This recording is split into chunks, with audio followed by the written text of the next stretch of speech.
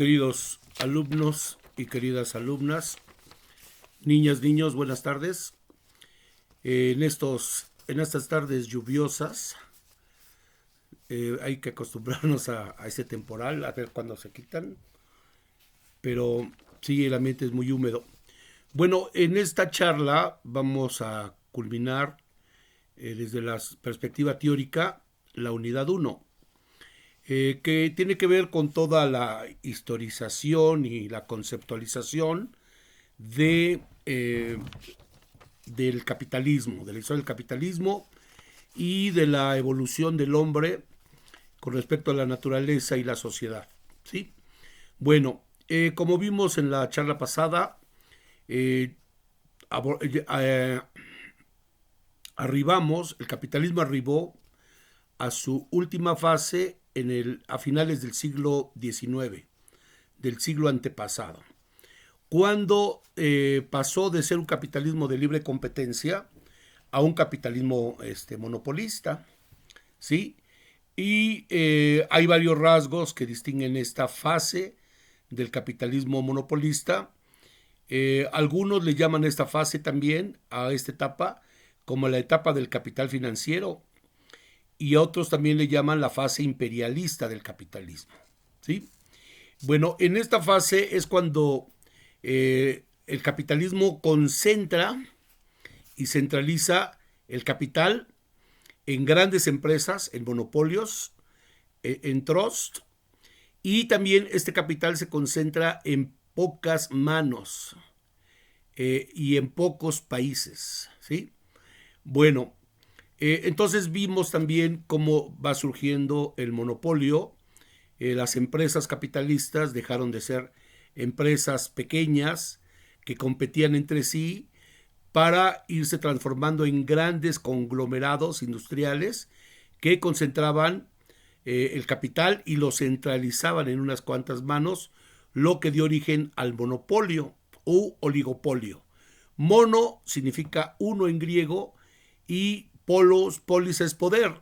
Entonces es el poder de un solo individuo o una sola empresa, un monopolio.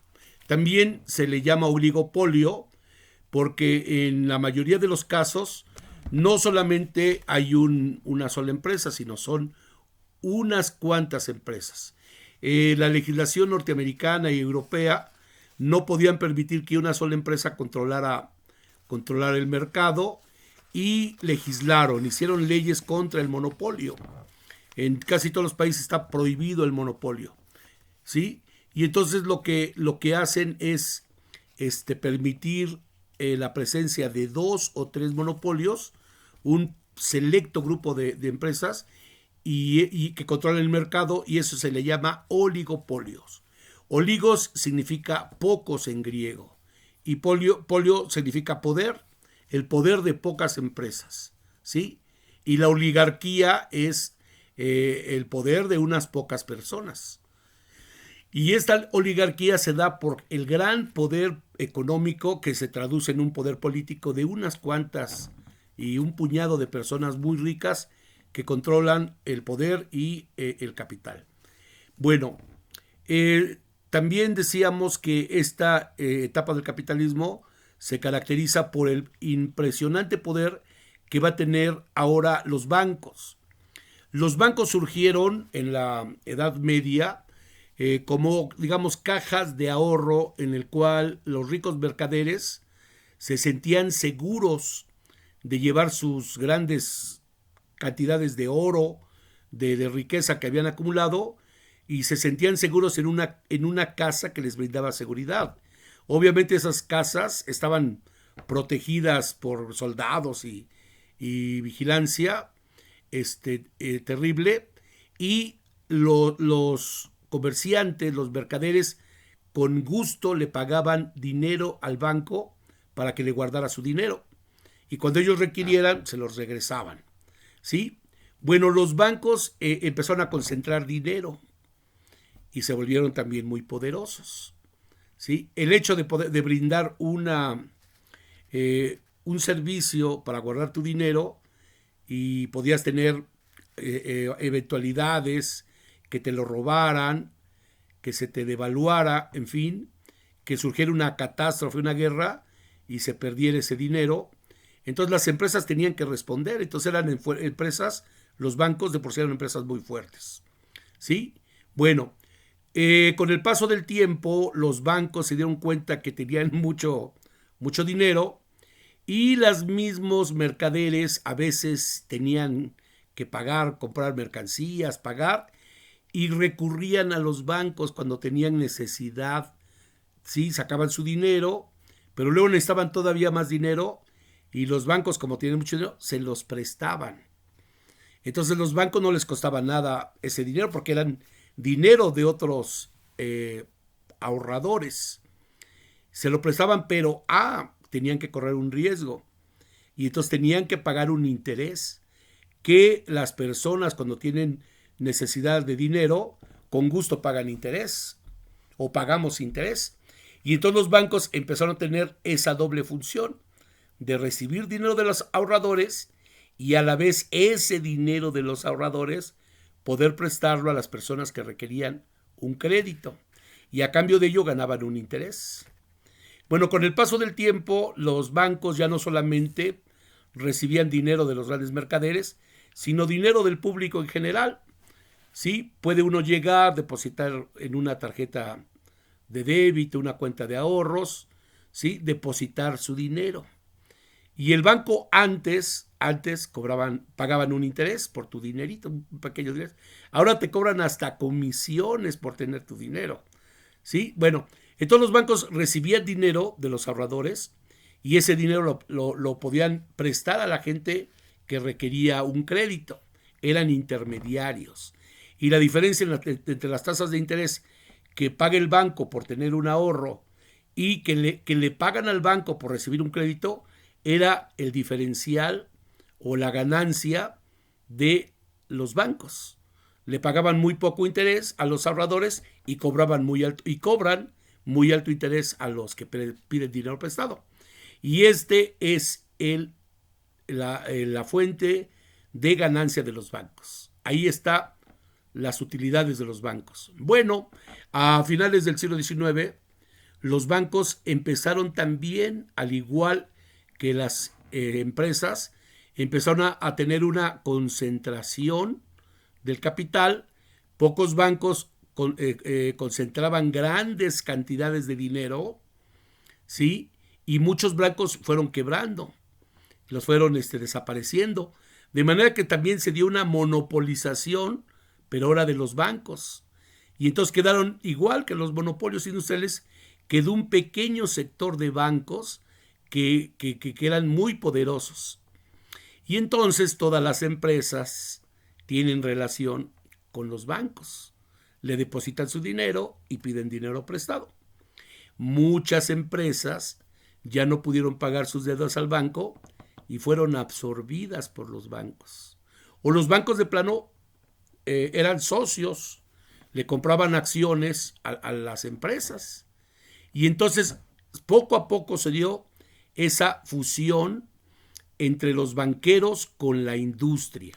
Al principio se fueron quedando con industrias quebradas y luego los grandes monopolios empezaron a prestar dinero y empezaron a hacer una relación de sociedad. Se asociaron los grandes bancos con los grandes monopolios y entonces juntos formaron lo que se llama como capital financiero. Entonces, si en un examen les pregunto ¿qué es el capital financiero? La respuesta correcta es igual al capital financiero a la fusión entre el capital industrial más el capital bancario. Y ese proceso se dio a finales del siglo XIX.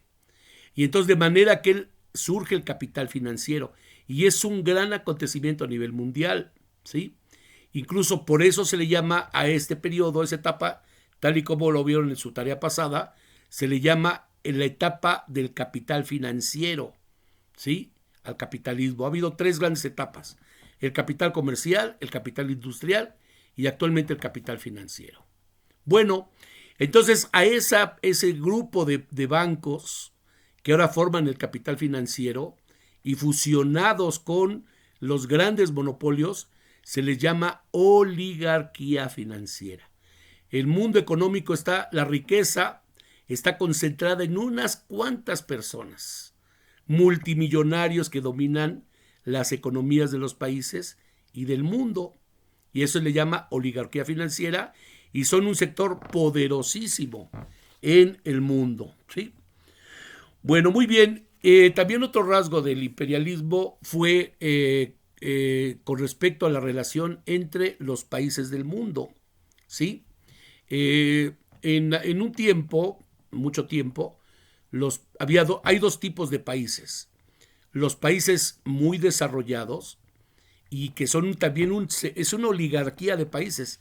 Es un selecto grupo de potencias que siempre han estado dominando el mundo.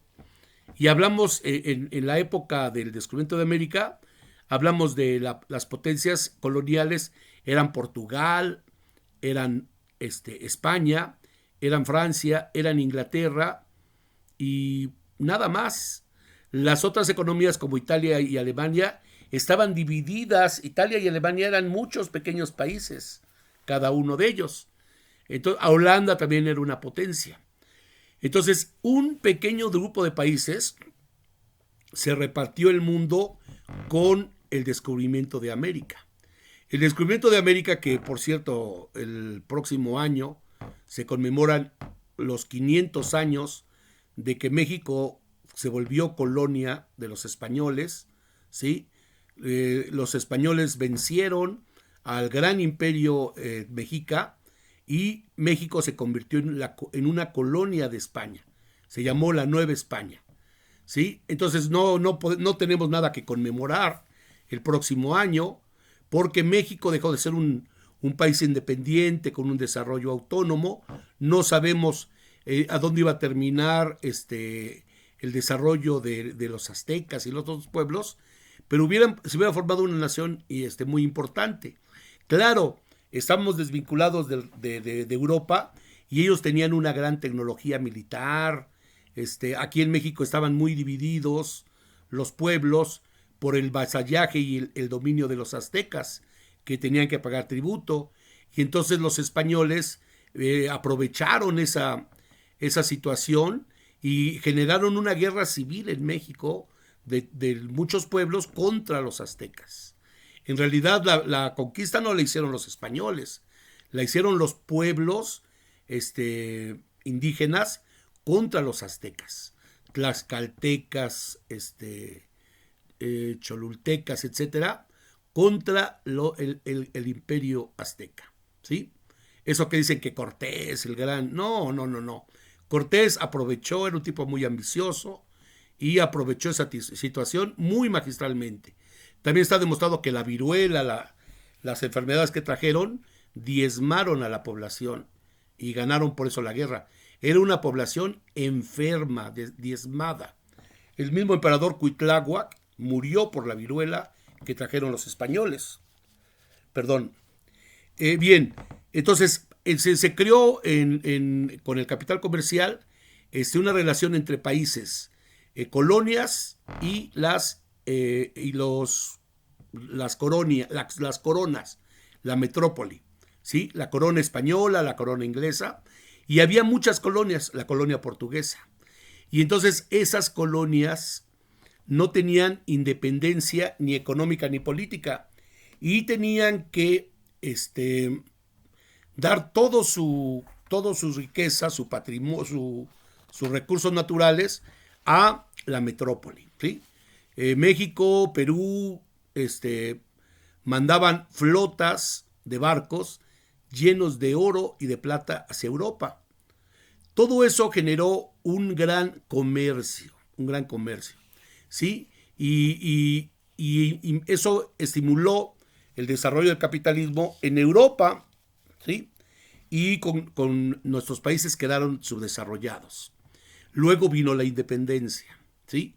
Y entonces con la independencia también se dio, de la independencia de las colonias americanas, se dio la revolución industrial y entonces cambió drásticamente la relación entre países, ¿sí? Y seguía siendo un selecto grupo de países que dominaban al mundo, pero ya habían adquirido las colonias una independencia. Y entonces se da ya a nivel del intercambio, a nivel del comercio internacional. Y nuestros países quedaron pobres y atrasados. Había una oligarquía, desde luego. Había ricos en los países ya independientes, pero la gran población quedó pobre, explotada. Y entonces quedaron ahora un sector económicamente poderoso que exportaba las materias primas. Y entonces dio ese intercambio. Las colonias exportaban materias primas y los países industriales exportaban a los países subdesarrollados, les exportaban bienes industrializados, ¿sí? Y entonces los grandes países capitalistas exportaban mercancías industrializadas. Y el precio eran diferentes. Pagaban la materia prima baratísima y nos vendían los bienes industrializados carísimos. Un intercambio desigual.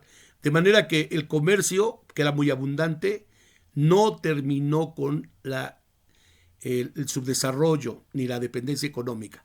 La profundizó. Sí creó un pequeño sector privilegiado de ricos, de terratenientes, ¿sí? Aquí en México, la hacienda porfirista, había un sector de hacendados muy ricos que eran beneficiados de la venta de las materias primas. Había una extensa red de ferrocarriles que no beneficiaban al pueblo, sino eran dirigidos hacia la exportación de mercancías. Hace algunos años, la derecha mexicana, al no tener héroes nacionales, empezaron a ensalzar la figura de Porfirio Díaz como el hombre que había desarrollado el país. No, Díaz no fue ningún héroe, fue un dictador y metió a México en la órbita del imperialismo. Bueno, justo cuando estaba Porfirio Díaz, se estaba dando este proceso de imperialismo. Y entonces, otro rasgo del imperialismo es cuando los países desarrollados tienen mucho dinero. Ya surgieron los monopolios, ya surgió el capital financiero y tienen mucho dinero que no saben dónde invertir.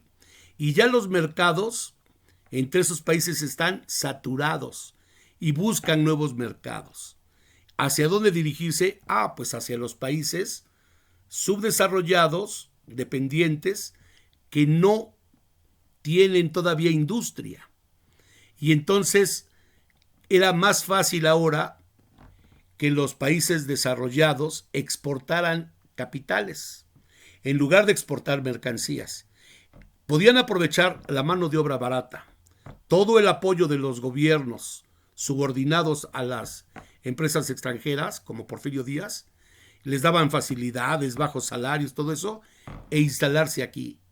Entonces mandaban millones de dólares para hacer filiales de las empresas transnacionales aquí. Y entonces ese es otro rasgo del imperialismo. El capitalismo se expande y surgen las empresas transnacionales que se expanden a todas partes, especialmente a los países subdesarrollados, donde los gobiernos están totalmente sometidos al capital extranjero, casi se ponen de alfombra, ¿sí? Y tienen todas las ventajas los países imperialistas. Pero el reparto del mundo entre las colonias no fue suficiente. Y las contradicciones entre las potencias imperialistas a la segunda década del siglo XX, fue tanta la lucha entre ellos que desembocaron en la Primera Guerra Mundial, ¿sí?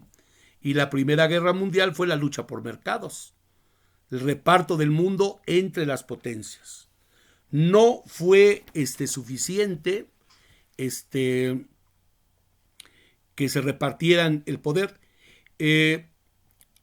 Los monopolios se clasifican en varias categorías. Hay trust, se escribe trust, que son grandes conglomerados con mucho poder, ¿sí? No solamente tienen el poder económico, sino tienen un enorme poder político, y son los trust, ¿no? También están los cárteles. Y los cárteles son aquellas empresas que dominan, son monopolios en una región, ¿sí? Y entonces, por eso en crimen organizado, que estamos totalmente en contra, ¿sí? Son unos delincuentes, se reparten el mercado.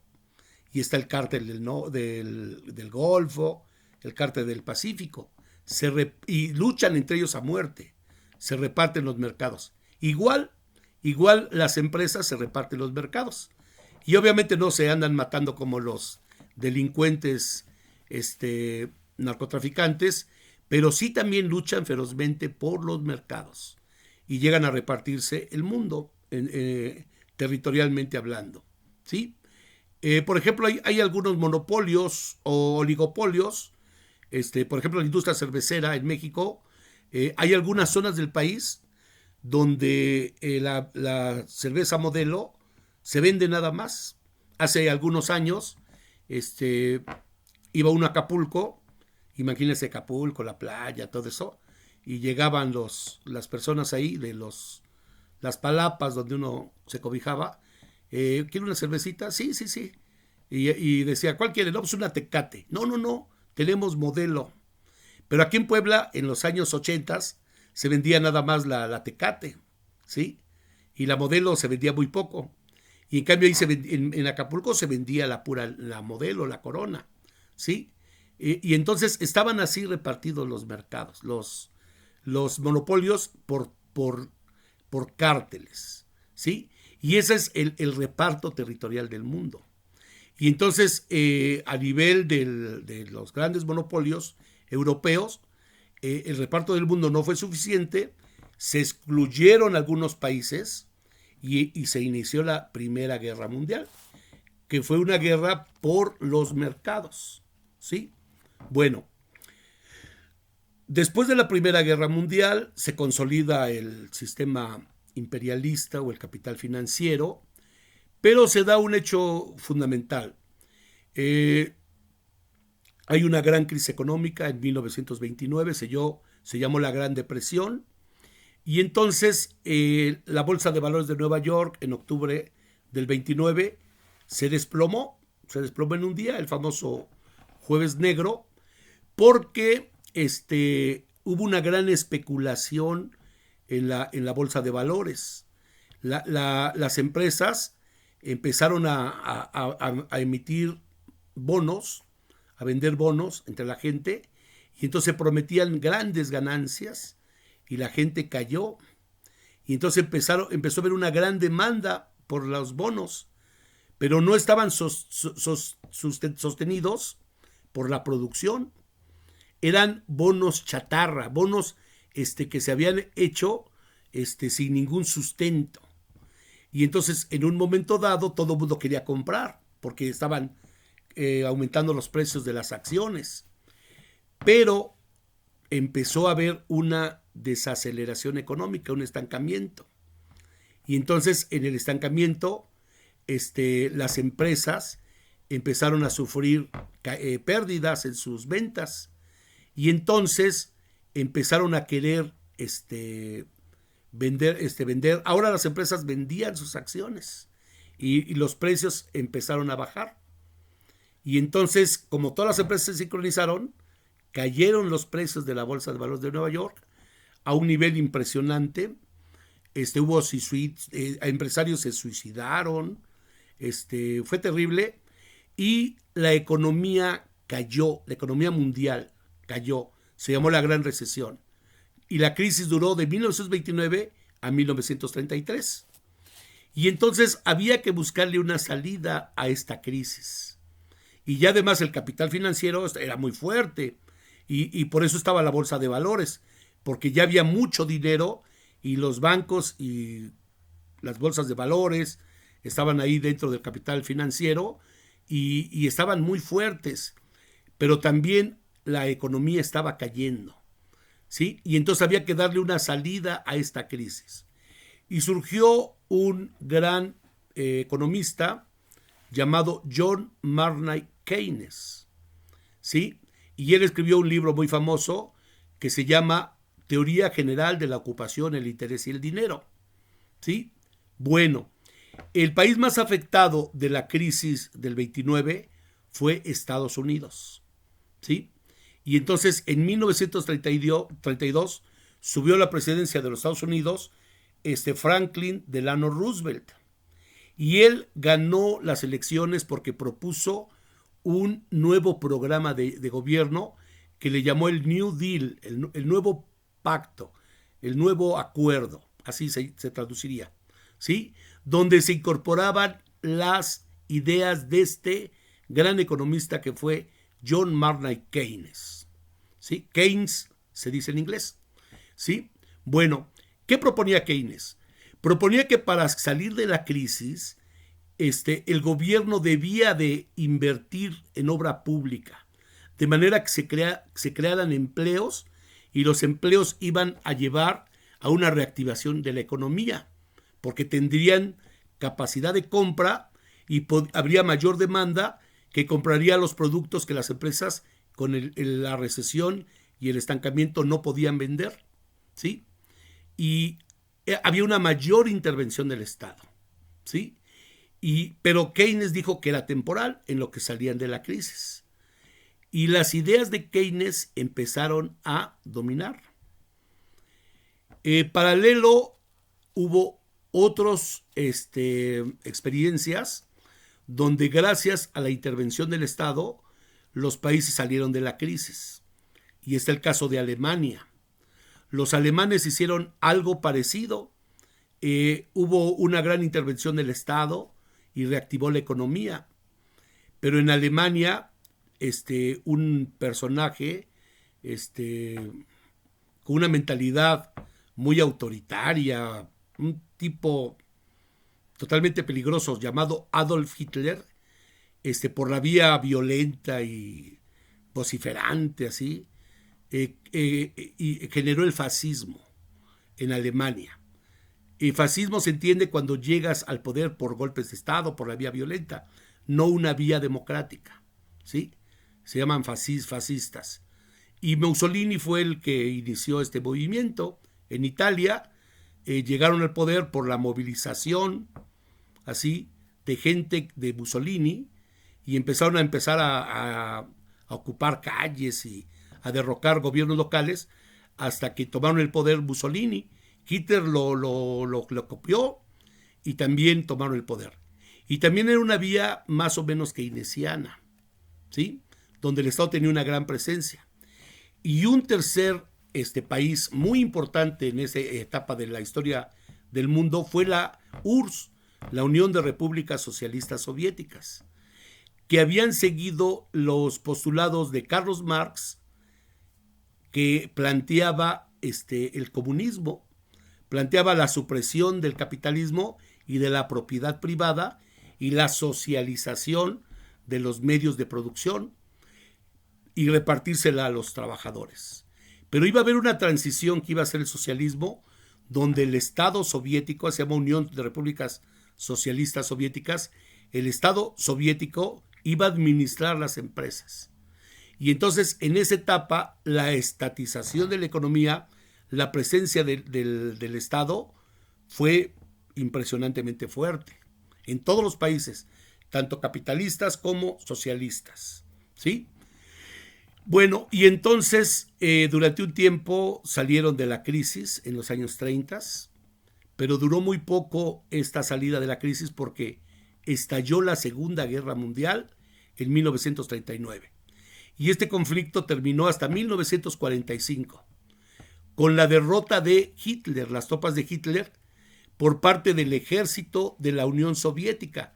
Hitler en 1941 cometió el gran error táctico y estratégico de pensar, de creer que iba a derrotar a este gigante que ya era la Unión de Repúblicas Socialistas Soviéticas en meses, como había derrotado Hitler a Francia, a Noruega, Holanda, Bélgica, toda Europa, y casi pudo haber invadido a Inglaterra, pero no quiso.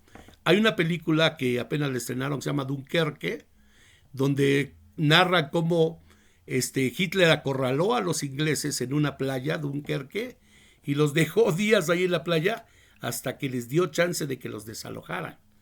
Ese fue un acto heroico para los ingleses. Bueno, si eso se le puede llamar heroísmo, ¿sí? Bueno, entonces cometió el gran error de invadir la Unión de Repúblicas Sociales Soviéticas y al principio Hitler tuvo victorias fulminantes contra la URSS, pero la guerra entre Alemania y la Unión Soviética duró muchos años, ¿sí? Y nunca lograron tomar los alemanes, los ejércitos de Hitler, nunca lograron tomar Moscú ni las grandes ciudades rusas. Y entonces poco a poco los rusos se defendieron y empezaron a la ofensiva contra los alemanes. Hubo una gran batalla que fue decisiva en la Segunda Guerra Mundial, que se llamó la Batalla de Stalingrado, donde los rusos tomaron prisioneros a cerca de 500,000 alemanes. Los cercaron, los sitiaron. Y ahí empezó la debacle del ejército de Hitler. Esto no lo dice la historia oficial porque pues los canales de History Channel están muy dominados por el pensamiento de los Estados Unidos. Y seguimos con la falsa idea de que los estadounidenses derrotaron a Hitler. Esto no fue así. Siendo muy honestos, fue la Unión Soviética.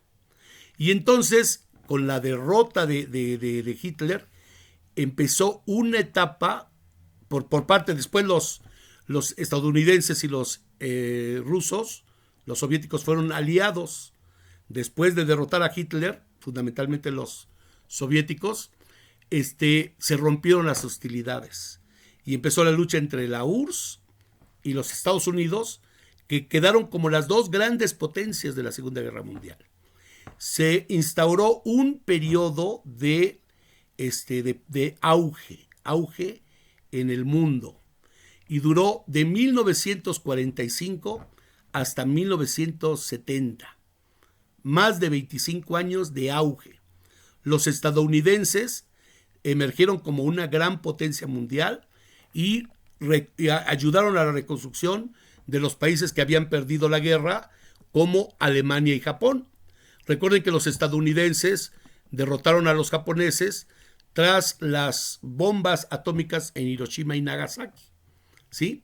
Y entonces los estadounidenses después reconstruyeron Europa, especialmente Alemania y Japón.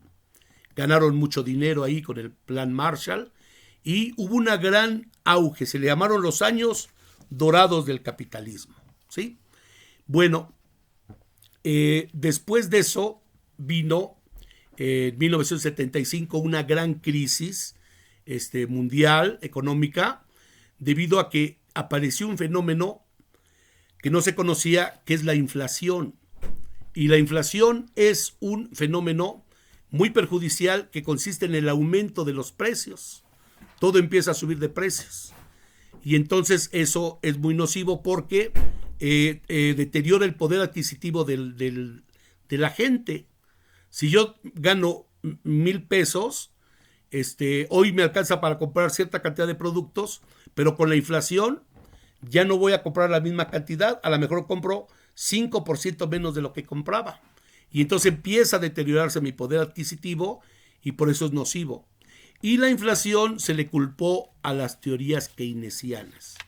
Los culparon de que al haber más intervención del Estado, entonces eso provocaba una mayor demanda que no se sustentaba con la producción. Entonces había más demanda que productos y al haber una mayor demanda que productos suben los precios. Y entonces empezaron a cuestionar a Keynes. Y a estos hubo dos economistas que fueron feroces críticos de Keynes y fue Friedrich Hayek y fue Milton Friedman.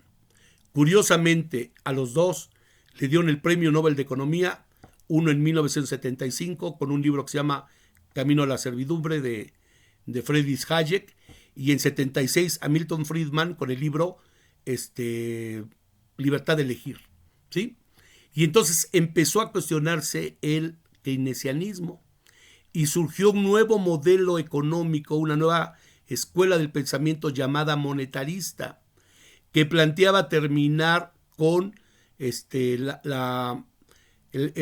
estado de bienestar y controlar más la economía, restringirla más, ¿sí? Mediante el gasto público del gobierno, que el gobierno gastara menos. Y entonces había que terminar con el estado de bienestar que había creado el modelo keynesiano, con una mayor intervención del Estado. Y en algunos países empezó a desarrollarse este modelo económico neoliberal, especialmente en Chile y en Argentina, que habían sufrido 2 golpes de Estado en esos años. Pinochet, un militar, derrocó al gobierno democrático de Salvador Allende y aplicó una dictadura, hubo muchos muertos, encarcelados, desaparecidos, y instauró el neoliberalismo. Y también Argentina con Videla, así llamaba el militar, que también dio un golpe de Estado en 76. Y esos 2 países fueron los primeros que aplicaron el modelo neoliberal. Y entonces después lo aplicó Inglaterra con Margaret Thatcher y Estados Unidos con el presidente Ronald Reagan. Y entonces empezó a dominar el neoliberalismo y empezaron a aplicarse medidas neoliberales que limitaban la participación del Estado. De manera que empezó a haber un mundo en el cual se planteaba el regreso al liberalismo económico, a la libertad de todo, a la libertad fundamentalmente de comercio, ¿sí?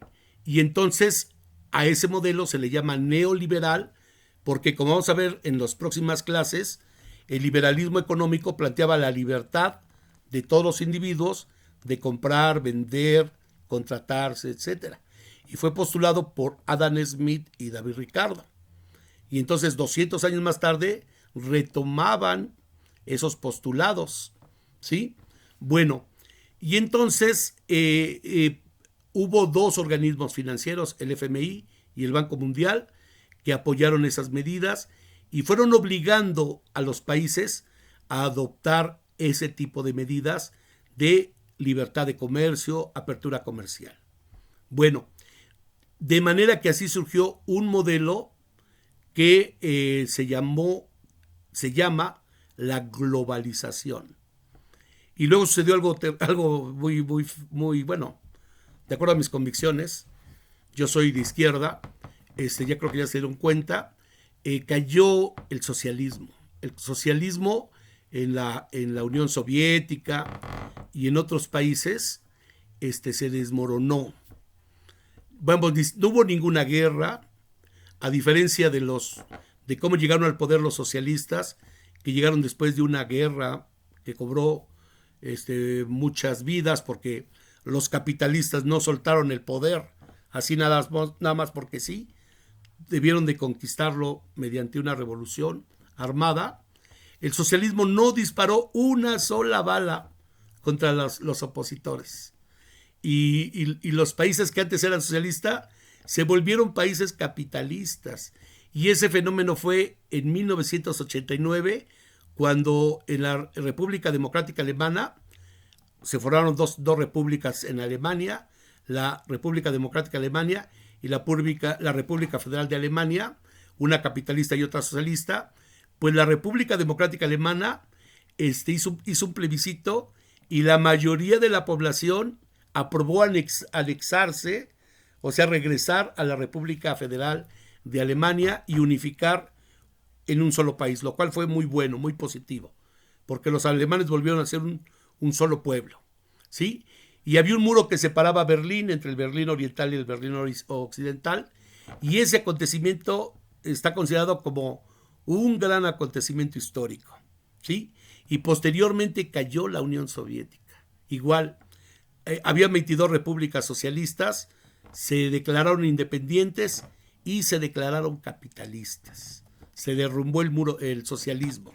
Y entonces, bueno, los partidarios de la globalización estaban eufóricos porque decían, ahora sí ya ganó el capitalismo, el libre mercado, va a resolver todos los problemas que había, va a reactivarse el comercio y pronto los pueblos van a tener un periodo de auge, de bonanza, porque al haber libre comercio va a haber mayor producción, más riqueza, etcétera, etcétera. En los años 90 estaban eufóricos los teóricos que simpatizaban con el neoliberalismo y la globalización. Bueno, pero también a la vez surgieron críticos de la globalización, ¿sí? La globalización se entiende como un fenómeno en el cual el mundo se unifican, se vuelve una aldea global. Claro, con las grandes avances tecnológicos de las comunicaciones, ¿verdad? Sí, ahora irse a Europa tarda uno 13 horas para llegar a Europa, cuando antes en un barquito se tardaban, ya en los siglos XIX, se tardaban 13 días, ¿no? Cristóbal Colón se tardó 3 meses para llegar a América, y eso que no se perdió, fue en línea recta, ¿sí? Bueno, entonces todo, y además el internet, las comunicaciones, todo hacía que ya éramos una aldea global, y ya el mundo globalizado estaba al alcance de todos. Había mucha euforia. Sin embargo, los críticos de la globalización dijeron que no, por el contrario, el dominio del capital financiero con estas grandes tecnologías iba a ser más brutal, y que lejos de llegar a un desarrollo, etcétera, iba a ser un mundo cada vez más desigual. Años más tarde, los críticos de la globalización iban a tener la razón. Hay una organización que se llama Oxfam y mide la desigualdad mundial, ¿sí? Mide la concentración de la riqueza. Y entonces Oxfam dice que un pequeñísimo grupo de países concentran el 80% de la riqueza mundial. El 1% de los ricos, muy ricos, las personas, concentran el 99% de la riqueza mundial. O sea, no crean ustedes que en Alemania o en Estados Unidos todos son ricos. Si alguno de ustedes ha ido a Estados Unidos, van a ver cómo hay mucha gente vagabunda que vive en la calle, hay mucha gente en la pobreza, y esa es la potencia mundial del mundo. Entonces también hay mucha pobreza en los países desarrollados. No porque sean los países ricos, todos son ricos. Hay una gran desigualdad. Y con la globalización el mundo se hizo más desigual. También Naciones Unidas tiene un programa que se llama PNUD, Programa de Naciones Unidas para el Desarrollo, en el cual se mide el desarrollo humano, ¿sí? Y entonces el desarrollo humano mide 3 factores. Mide el PIB, qué tantos productos le tocan a cada habitante, se llama PIB per cápita o producto per cápita, cuánto de la riqueza se queda en una persona. Mide también la esperanza de vida al nacer, cual tiene que ver con la salud, con la seguridad social, todo eso, y mide el nivel de escolaridad promedio, ¿sí? Y entonces todo eso se crea un índice que se llama el índice de desarrollo humano. Y los países que tienen mayor PIB per cápita, mayor esperanza de vida al nacer, y que tienen más educación, no todos son los países más ricos. Por ejemplo, Estados Unidos no es el país que tiene el mayor PNUD, sino son países del norte de Europa, como Suecia, como Escandinavia. Son países donde hay mucha más igualdad, hay más desarrollo. Y México anda en la media tabla, no tampoco somos de los más con menor desarrollo. Pero hay países como los países africanos donde su desarrollo es terrible, ¿sí? Ganan muy poquito per cápita, se mueren de enfermedades de una diarrea se mueren, etcétera. Y entonces se dio cuenta PNUD que después de 20 años de la globalización, el mundo era cada vez más desigual. Y entonces, ¿qué ha sucedido? Que la riqueza se ha concentrado en unas pocas manos, ¿sí? Y entonces, la globalización ha generado mucha polémica porque la globalización no ha resuelto la gran problemática. Bueno, lo que sí ha cambiado con la globalización son varios aspectos. La función de los gobiernos. Los gobiernos con la globalización dejaron de ser instituciones que regulaban la economía. Entonces, lo que sí permitió la globalización fue una desregulación, que los gobiernos se alejaran de la economía y que fueran las grandes empresas las que dominaran el mercado, ¿sí? Y entonces hay una tendencia, lo que quieren, que el Estado se haga a un lado, desaparezca. Pero también los críticos de la globalización se han dado cuenta que los estados no han dejado de ser débiles. Por el contrario, cada vez son estados muy que gastan mucha burocracia, ejércitos, etcétera, fuertes, y entonces el Estado no ha desaparecido ni ha gastado menos, sino por el contrario, se ha alejado pero de la cuestión económica. Pero hay una fuerte presencia del Estado, pero ahora vinculado a los intereses del capital financiero, ¿sí? Hay un Estado desregularizado. La regulación ha pasado a ser una desregulación, ¿sí? Y el Estado se ha vuelto un Estado desregulador, ¿sí? Perdón, me trabé, ¿sí? Y porque el Estado interviene menos en la actividad económica, pero tiene otras funciones para cuidar los intereses del capital financiero. Por ejemplo, hay muchos subsidios, hay gran apoyo a los empresarios, aunque no se le dé apoyo a los sectores socialmente desprotegidos, ¿sí? Y otro aspecto es la cultura. En los años recientes ha habido una terrible transformación de la cultura de las personas. Las personas hace 30 años, no, más, ¿verdad? Sí, hace 40 años, cuando empezó el neoliberalismo, en los años 80, sí, son 40 años, tenían una mentalidad más de compañerismo, de solidaridad, ¿sí? El Estado keynesiano había permitido la formación de sindicatos cada vez más fuertes que luchaban por los derechos de los trabajadores, ¿sí? El modelo keynesiano se basa en el modelo fordista, así se llama, en el cual partían de que mientras más ganara un trabajador, más salario tenía, podía comprar más bienes y servicios.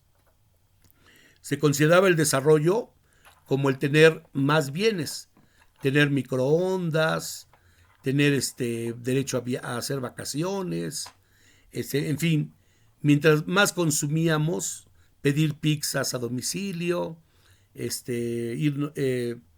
irnos al autocinema, comprar autos, todo eso, eso era el Estado, el modelo fordista. Pero y los sindicatos tuvieron una gran fuerza, además del Estado, porque presionaban para mejorar los niveles de vida de sus trabajadores. Y además también estaba una fuerte presencia de defender los derechos. La sociedad había adquirido el derecho a la salud, el derecho a la vivienda, el derecho a la organización, ¿sí? El derecho a tener empleo. Pero la cultura globalizadora neoliberal sustituye esa idea de los derechos por oportunidades, ¿sí?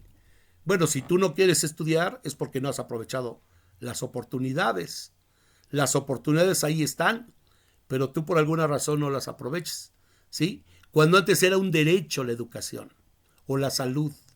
Bueno, es de que tú no tienes un seguro de gastos médicos mayores porque pues no has no tienes un empleo como yo, que soy ejecutivo de una empresa, ¿sí? Entonces, cada vez es un mundo de oportunidades y un mundo más individualista, cuando antes era un mundo colectivo de solidaridad. Ese es un valor que la cultura globalizante y neoliberal ha ido creando en la gente. La cultura de la competitividad, la cultura de la competencia, la cultura del individualismo, no del mundo colectivo, ¿sí? Y entonces también hay otro aspecto, que es de que en un mundo globalizado también quieren hacer una cultura globalizada. Y está la estandarización de la cultura, ¿sí? De que todos pensemos igual, de estandarizar los exámenes, no solamente en México, sino estandarizar los exámenes en todos los países, ¿sí? Un mundo de estandarización, las famosas calidad, todo eso es parte de la cultura neoliberal y las empresas luchan por una certificación, una estrellita en la frente, ¿no? ¿Sí? Ahora, también hay otro aspecto. Se quiere crear una sola cultura global. Pero ¿qué pasa con las culturas indígenas, las culturas de las minorías, de la diversidad de género, todo eso? ¿Qué sucede? Quedan excluidas. Y entonces en ese mundo global es cuando más racismo hay, cuando más xenofobia hay. ¿Qué pasa en Europa? No dejan entrar a los africanos, ¿sí? Porque no están globalizados. ¿Qué pasa con Trump? Está contra los inmigrantes. Esa es la cultura global, de la cultura de la nación más poderosa, de la cultura hegemónica. Y entonces hay una lucha entre la cultura global dominante con las culturas de los países pobres. Y está una lucha por la reivindicación de los pueblos indígenas, por los derechos de los pueblos indígenas, que ahora se hace cada vez más dura. Y después de la globalización famosa, en los años 90 hubo muchas guerras entre países que se dividieron, ¿sí? Y por ejemplo, de la antigua Yugoslavia, ahora hay 7 repúblicas. Y hubo una guerra civil. Y son luchas étnicas, luchas porque unos son árabes, otros son cristianos, ¿sí? Y se exacerban, se enojan más los pueblos en esta situación. Bueno, entonces esta es la situación más actual que sucede en el mundo. En las anteriores charlas me iba yo hasta la Edad Media, pero ahora ya estamos aterrizando a lo que vivimos actualmente. Es un mundo muy complejo, un mundo de mucha injusticia, de mucha pobreza, de mucha desigualdad, donde los ricos quieren seguir siendo muy ricos. No solamente quieren ser ricos, sino quieren conservar todos sus privilegios. Y quieren que los pobres, los excluidos, sigan siendo cada vez más pobres. ¿Sí? Los ricos cada vez más ricos y los pobres cada vez más pobres. ¿Sí? Y entonces esto es la lucha que está actualmente en el mundo, no solamente en México, sino a nivel mundial. Estamos viendo una situación de una gran lucha entre bloques. China, han emergido actualmente grandes potencias.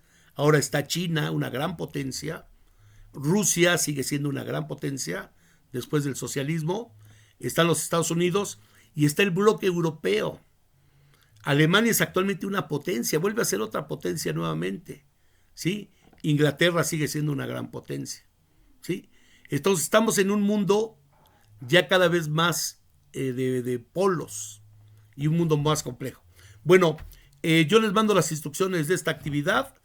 Es muy sencilla, se las mando por escrito, pero ahora lo que tienen que hacer de esta charla y de la lectura que les voy a dejar de algunas páginas es hacer una presentación en PowerPoint por equipos con imágenes, no tanto con explicación textual. Claro, debe haber una imagen acompañada de una explicación en la cual se aborden todos los aspectos del texto y de lo que ahora hemos comentado, porque yo me he basado en esta charla estrictamente del libro de texto. Nos vemos, chicos, cuídense mucho, con estos clima tan lluvioso y húmedo que tenemos, las enfermedades respiratorias se van a agudizar y estamos padeciendo una terrible pandemia. Entonces hay que cuidarnos mucho, por favor. Nos vemos y gracias por su atención.